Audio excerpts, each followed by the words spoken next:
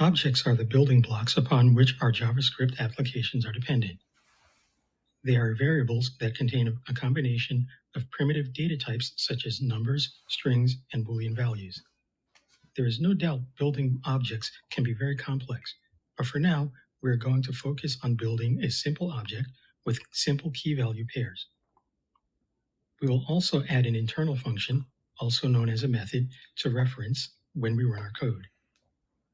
Suppose we have a list of personal property. In that list, we want to add a car. We create the variable cars with its properties. In this case, we use key value pairs. We start with make, the key, and Honda, the value.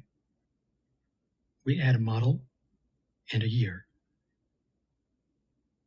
Notice the rules still apply where we separate properties by a comma, use quotes for string, and no quotes for numeric values.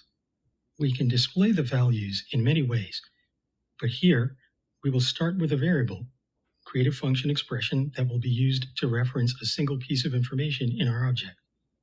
Let's set up an alert to tell us the kind of car by referencing the value by cards.make.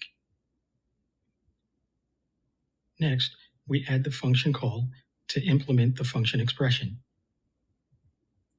When we run our code, we are able to reference the make of the car.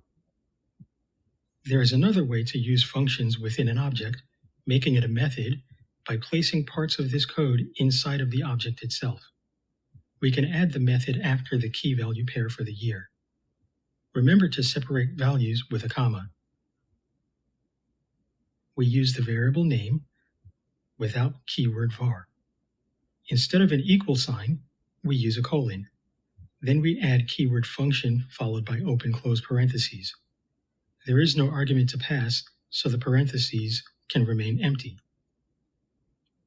Then we place the block of code we would like to run, in this case, the kind of car. Notice now the call is written a little differently. We use the object name, cars, followed by the name of the object's internal method. Since we no longer need the original code, it can be completely removed.